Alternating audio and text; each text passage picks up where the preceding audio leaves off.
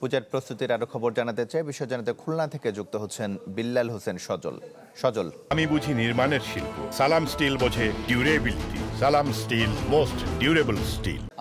তমাল একেবারেই শেষ মুহূর্তের প্রস্তুতি বা কার্যক্রমগুলো সেরে দিচ্ছে মন্দিরগুলোতে, এবং আমরা কিন্তু এই মুহূর্তে আছি খুলনার যে ধর্মসভা মন্দির রয়েছে সেখানে, এবং এখানে দেখছি যে একেবারেই শেষ মুহূর্তে আলোকসজ্জা, মাইকিং এবং রঙের যে শেষ মুহূর্তের কাজগুলো রয়েছে সেগুলো কিন্তু এখানে সারছেন যারা এখানেকার মজদুরেরা রয়েছেন বা মিস্ত্রিরা রয়েছেন, তারা কিন্তু সেই কাজগুলো সেরে নিচ্ছেন। এবং যেটি বলা যায় যে রং তুলির কাজ প্রতিমাগুলোতে সেটি প্রায় শেষ এই মন্দিরটিতে, এবং এখন একেবারে যে অবকাঠামো প্যান্ডেল তৈরি করা, আলোকসজ্জা, সেই কাজেই ব্যস্ত সময় পার করছেন তারা।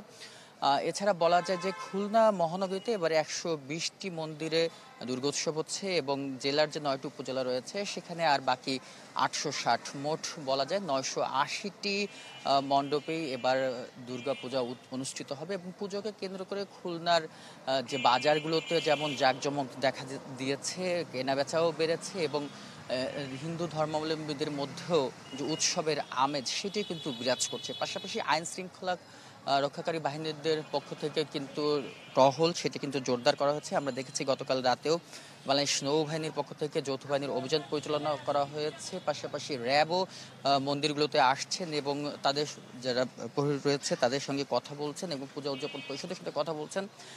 তারা এই যে এইবারের যে দুর্গোৎসব সেটার জন্য সুষ্ঠুভাবে পরিচালিত হয়, সেই কারণে কিন্তু তারা তাদের যে কার্যক্রমগুলো সেগুলো কিন্তু পরিচালনা করছেন। এবং সব মিলে বলা যায় যে দুর্গাপূজার আনুষ্ঠানিকতা সেটি কিন্তু ইতিমধ্যে শুরু হয়ে গেছে। আর মাত্র 2-3 দিন বাকি ষষ্ঠী পূজার মধ্য দিয়ে তাদের যে সনাতন ধর্মের সবচেয়ে বড় ধর্মীয় উৎসব সেটি কিন্তু আনুষ্ঠানিকভাবে এবং উৎসব মুখর পরিবেশে হবে বলেও কিন্তু সকলেই প্রত্যাশা করছেন। এ ছিল আমার কাছে খুলনা থেকে দুর্গাপূজার প্রস্তুতির সবশেষ সংবাদ।